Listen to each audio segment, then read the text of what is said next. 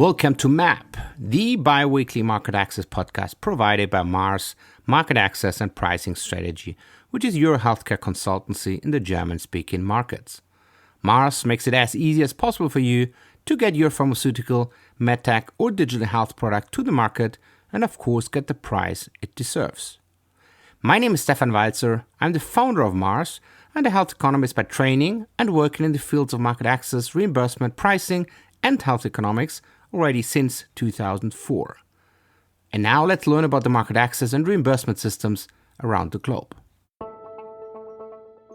One of the core aspects within the AMNOG process is, of course, the price negotiation. That's the second component and part of the AMNOG process. The first one, I think that's also what we had already in various episodes so far, and also within our Mars webinars, is the benefit assessment with the GBA. But once that is basically passed, we just assume here a positive added benefit for the product we're discussing about. Then the doors are basically being opened for the price negotiations.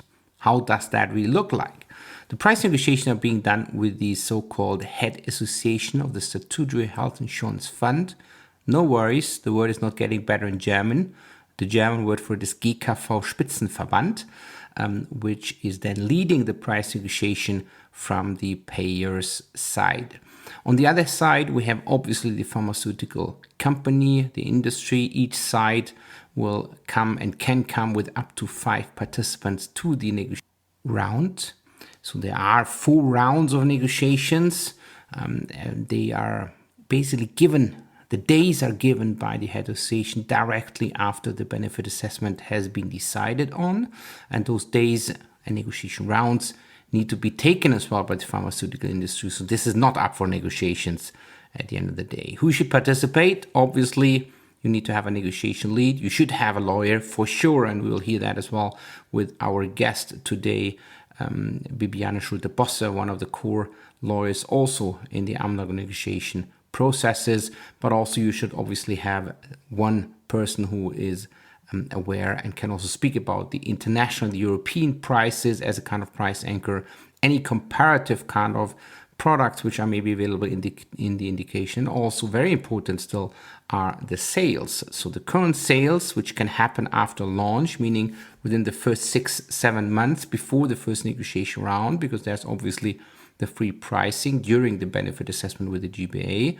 And that is what is also being assessed and compared with, as also obviously the payer side have their kind of data, and that's also up for discussion. And finally, very important, you need to come up with a contract, not only agreeing on the price itself, but also on other components, like, for example, practice exemptions or the length, the duration of the contract, and a lot of other things which need to be agreed on. So you see that there might be already quite good number of negotiation mass as well within that kind of process.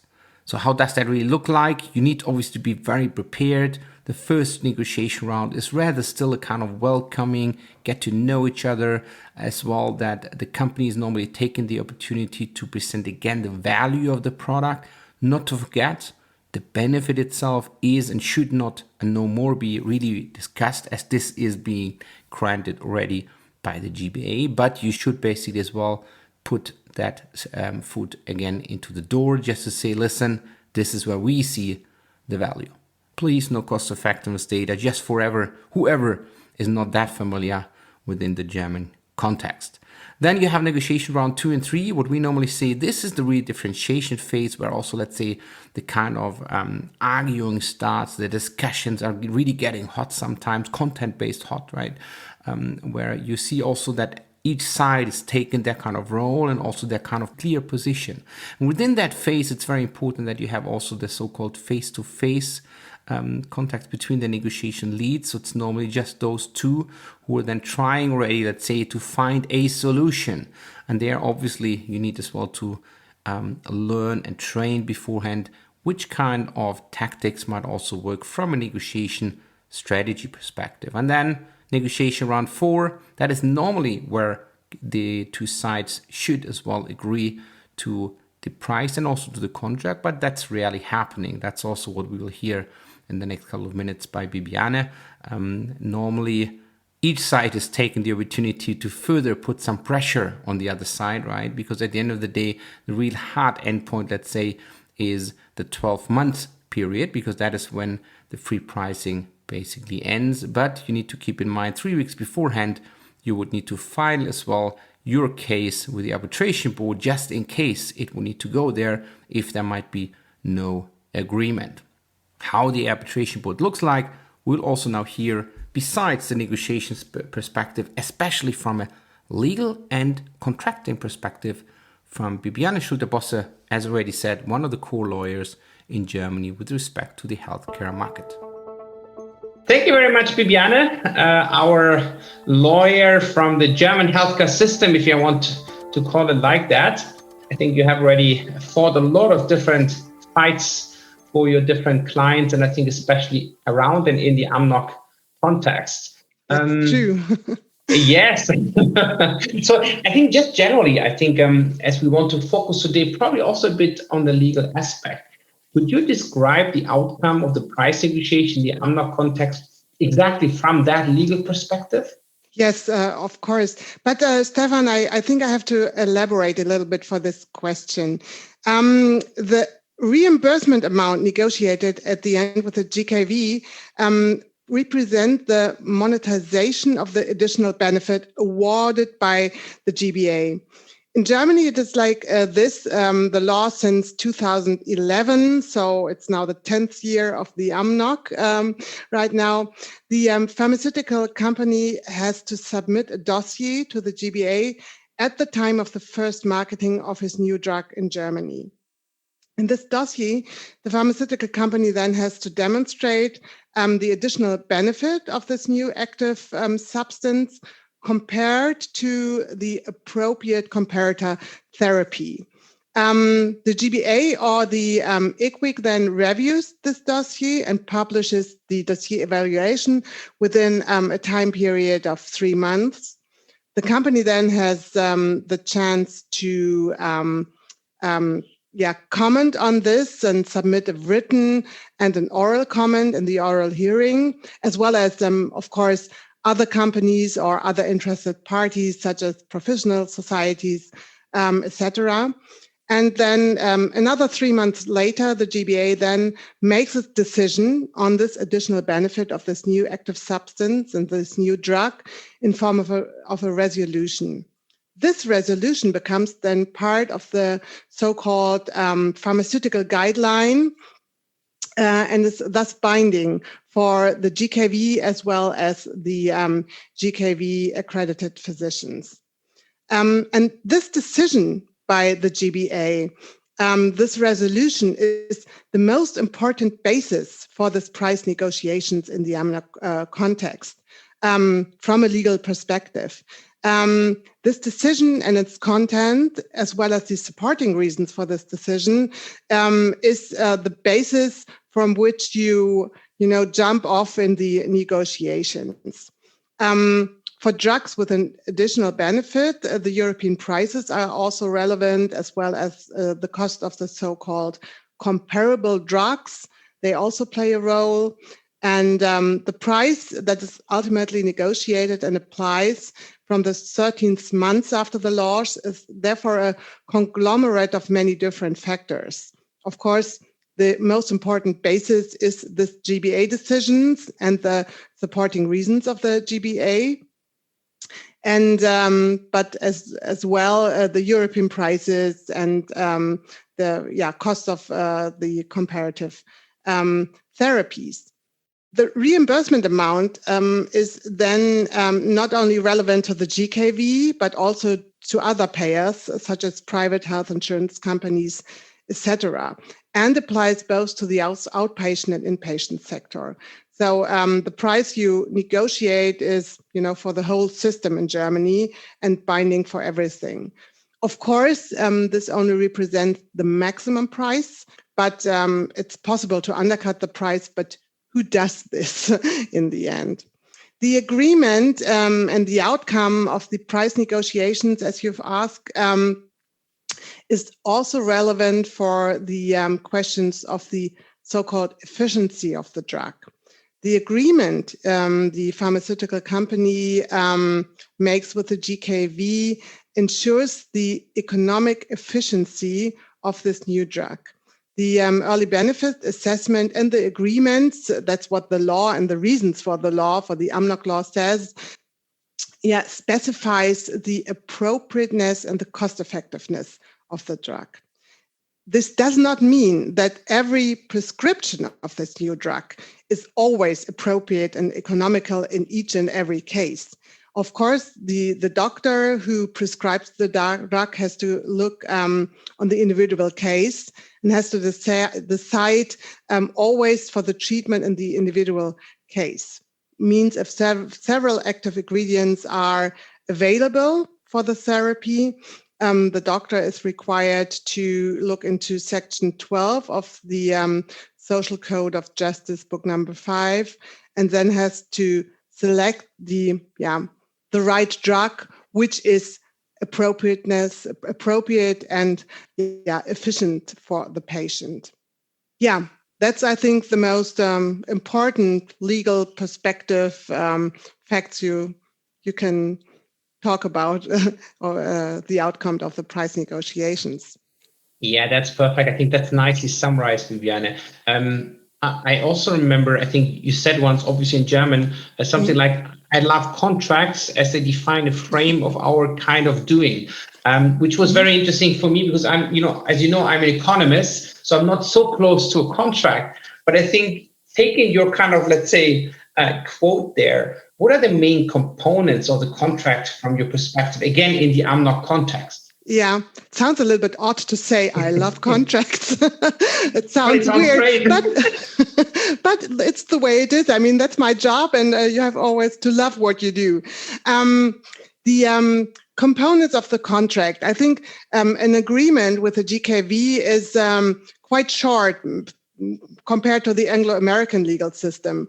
There are usually only 8 paragraphs to this contract in the reimbursement amount contract between the GKV and the pharmaceutical company, but some of those paragraphs are quite lengthy. The most important part, of course, is the regulation of the amount of the price and from when it applies, of course.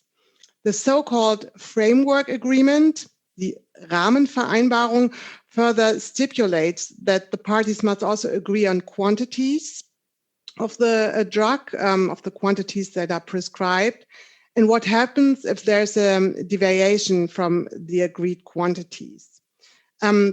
These quantities are not a maximum quantity that is agreed upon. Ultimately, the quantities are negotiated based on the company's estimates of how much of his new drug they will sell in the coming year or in the coming years. And in the vast majority of the reimbursement amount agreements, the GKV reserves himself a right of a special termination of the agreement if the agreed quantities are exceeded. The consequences, if the GKV will terminate the agreement, is that the reimbursement amount, of course, is then renegotiated, sometimes on the premise that the cost burden on the health insurance funds was higher than originally assumed when contracting because the quantities were exceeded. Then this actually means, if you agree on such a premise, it means the kind of penalty discount for the company at the expense of the contractor. That's why I, for example, always try to negotiate this clause out of the contract again. However, special terminations due to this quantity exceeds are, from my experience, extremely rare in the practice. I've seen a few, but it's not the rule. It has recently also become clear that the GKV also would like to have regulations in the contract on what happens with the reimbursement about if the information and the expert information and the so-called Fachinformation on dosages change, for example. This is also a matter of negotiation, whether this is agreed upon or not. It's not legally required, but it's something the GKV would really like to have. That's what we can see from the past couple of months. Of course, the contract also contains regulations on how to deal with the notification of the price and how the subsequent reimbursement will take place. Such a subsequent reimbursement situation always arises, for example, if an agreement is reached only after the reimbursement amount has long since been due, for example, because the arbitration board has to make a decision, or maybe because you negotiate longer than you should have negotiated. For this constellation, the contract also contains certain regulation on how you do this and how you handle this subsequent reimbursement. In particular, how excess manufacturers' discounts paid are to be handled and to be paid back or forth, and who has to prove what to whom, whether and how much interest is to be paid in the event of a default, etc.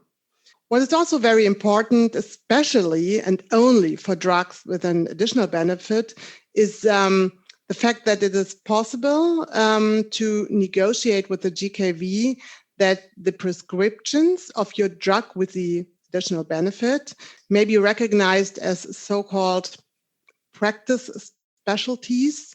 In German, you would say Praxisbesonderheit. I don't know.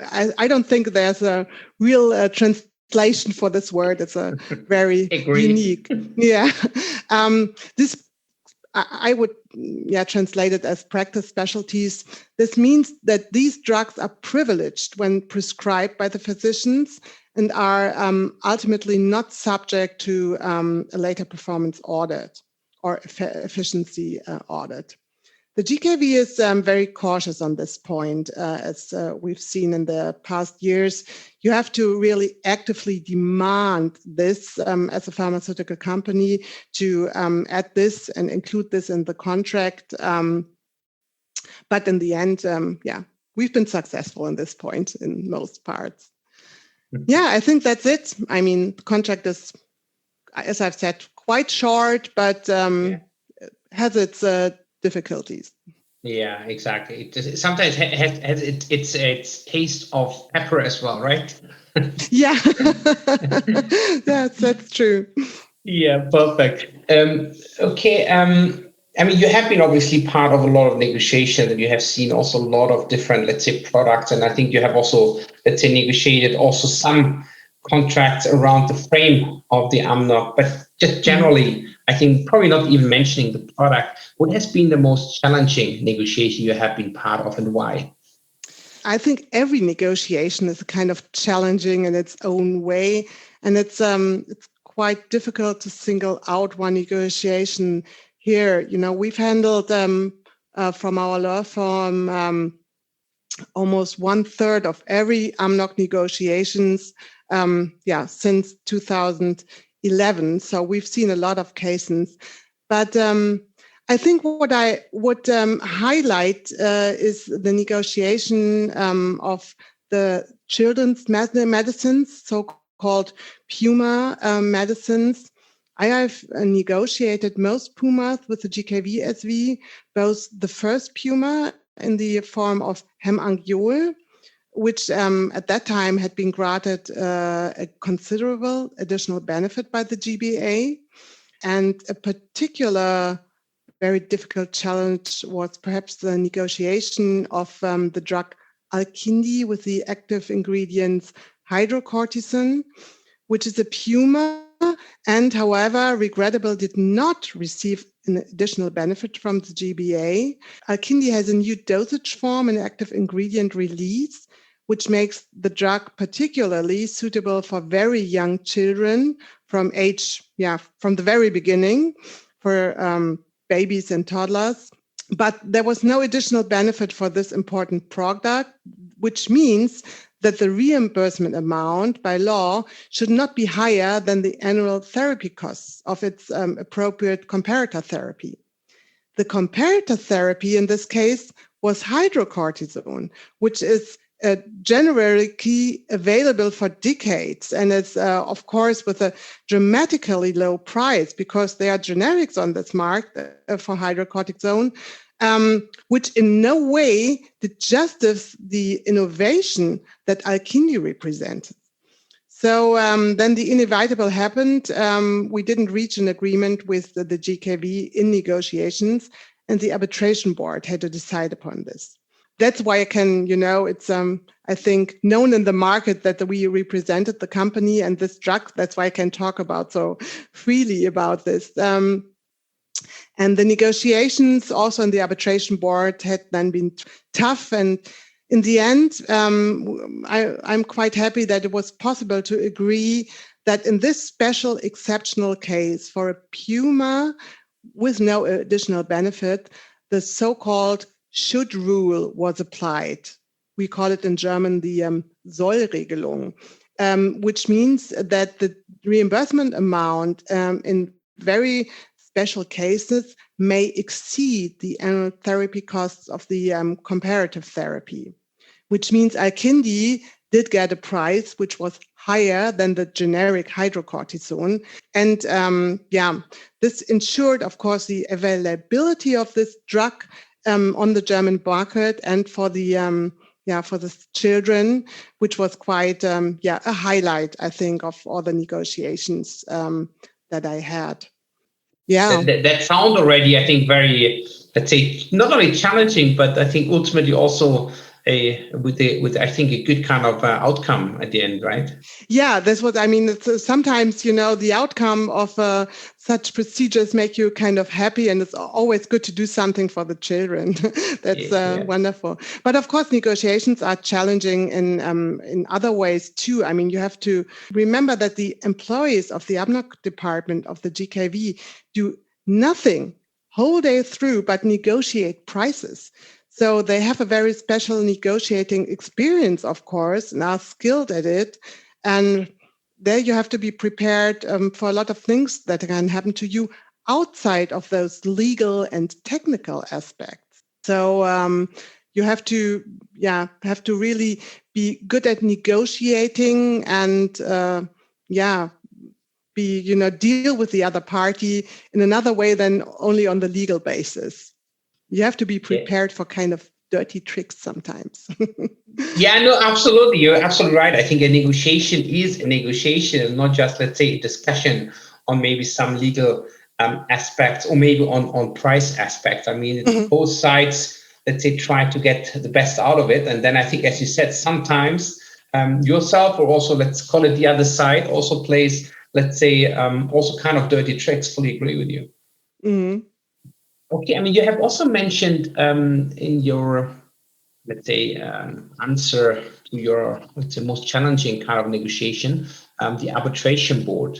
Can you also elaborate here a bit on the process and also in especially the dynamics of the arbitration board negotiations, because that's obviously and ultimately a separate, let's call it maybe even a third step, right, within the AMNOG process?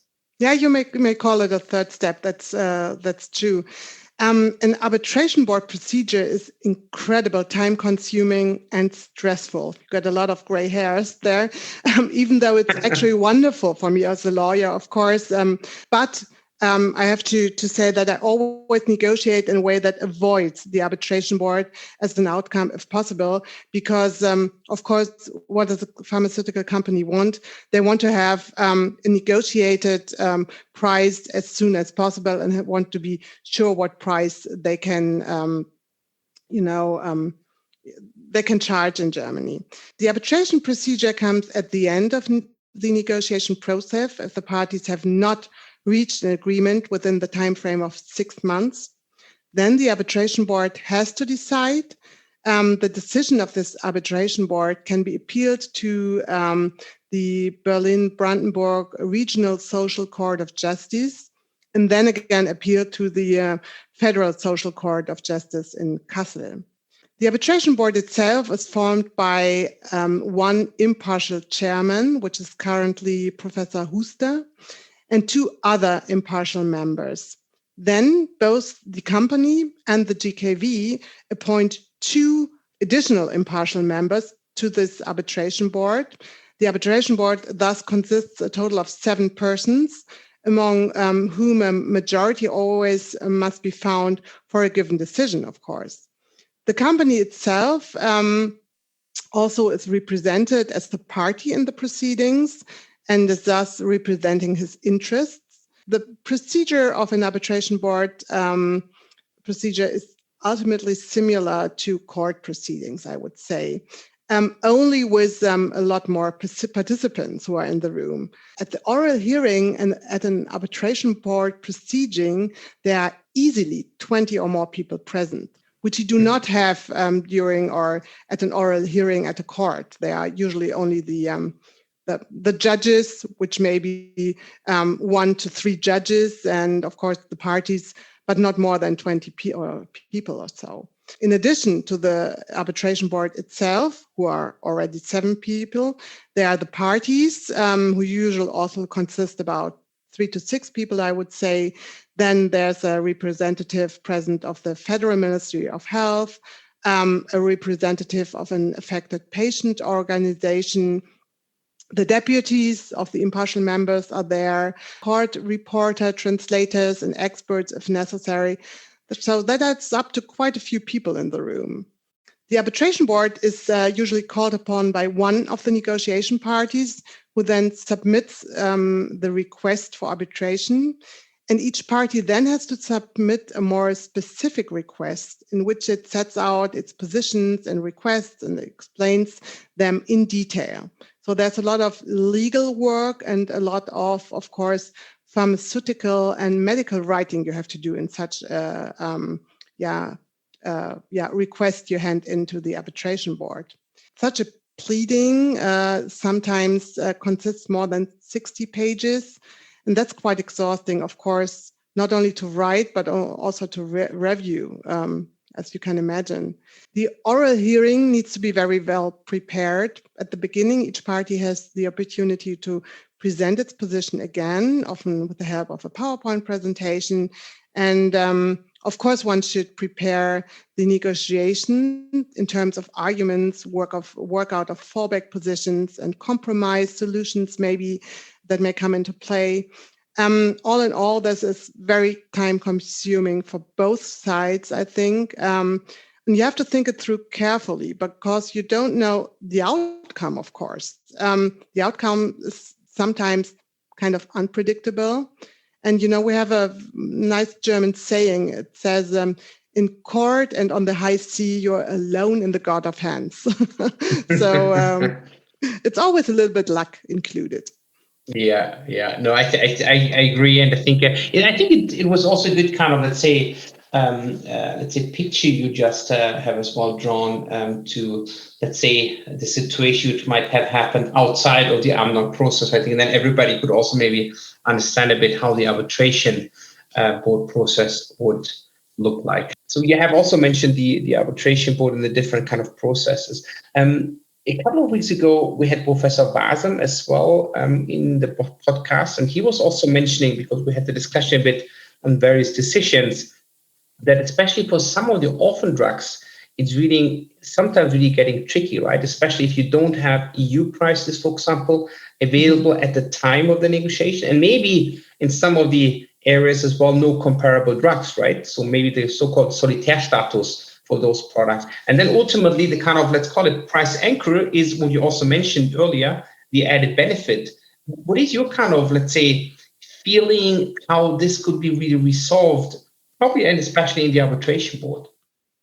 It's always difficult if you don't have a comparator, which is quite often for orphan drugs, because they are, a drug of its own, and they are the first and only drug for a special sickness and a special disease. So if you don't have a comparator drugs, you don't have the annual treatment cost of the comparator, then you have to rely only on the amount of the additional benefit on the one hand and the EU prices on the other hand. And of course, the EU prices are always always disputed by the other party because, nobody nobody trusts each other with the EU prices, which is quite difficult. And the question is then, how do you monitorize the additional benefit for these drugs then? Yeah, the outcome, I think, is very, as I've said, is unpredictable with these drugs. What my experience is that in most cases, the GKV or the company, they avoid a decision at the end by the arbitration board for these special kind of drugs, because I don't think the decision the arbitration board then makes would be, there is no right decision, so it would be very difficult for a court, if you appeal this decision to the court, to rule about it if this was the right decision and the price was the one and only right price. So most of the times I think in the end, nevertheless, they have called upon the arbitration board. The parties come to an agreement before the arbitration board has to decide. Yeah, perfect. And I think at the end of the day, I think even if an economist has already said that the quantification, the monetary quantification of the added benefit is difficult, then it's probably also even more difficult when you think maybe about judges at a court. Mm-hmm. Perfect. Thank you very much, Bibiane. That was a great discussion, great talk, great insights. Looking forward also to further collaboration in the future. Of course. Thank you very much, Stefan. It was a pleasure. Great insights also from a contracting and legal perspective from Bibiane. I think she's again confirming that I think for the negotiations, one should be really prepared, not only knowing obviously where you want to go, so the target price, but also the various steps which need to be taken to get there. On top of that, obviously, it's very important, and that's maybe not always the easiest case, especially if you're a non-native speaker in German, to understand all of the important aspects with respect to contracting. But no worries, I think at the end of the day, there are various lawyers available in Germany who could also help and explain the specifics of it, also then in English, in order to really get prepared into those kind of negotiations. How the whole kind of things might change in the future, especially after the elections, one would need to see. But at the end of the day, quite clearly the negotiations will hold. And on top of that, we have also had, just very briefly in the discussion with Bibiane, the DiGA pathway, the digital healthcare applications, and they have now as well just started their negotiation rounds. The first ones are just starting there, so we need as well to see how those results would really be achieved. In terms of arbitration board, I mean, there was a change. We have also already quickly discussed that from, or let's say, between the two different heads. Beforehand, it was a health economist. It was Professor Walzer. He will also be part of one of the episodes within the MAP Market Access podcast.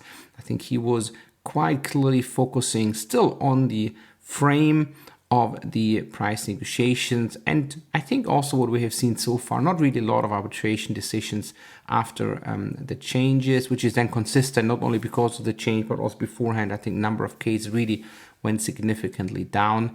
But I think the whole kind of, let's say, decision making with the rationals are following still the same kind of pathway. I think there is no clear route, there's no algorithm behind. So I think at the end of the day, as Bibiane said it, it's in the hands of God in a way when you go to the arbitration board. Ultimately, it depends on the case. I think you would only file for arbitration if you really find and think that you have an advantage, but obviously you don't know what the other side is doing. So let's stay tuned for other episodes of the MAP Market Access podcast, also with respect to drugs, but also in terms of medical devices and digital health applications. That was an episode of MAP, the Market Access podcast provided by Mars Market Access and Pricing Strategy, which is your healthcare consultancy in the German-speaking markets. MAP is available every second week with a new episode, so watch out. And in case you might have questions, contact me directly and or visit our website on www.marketaccess-pricingstrategy.de.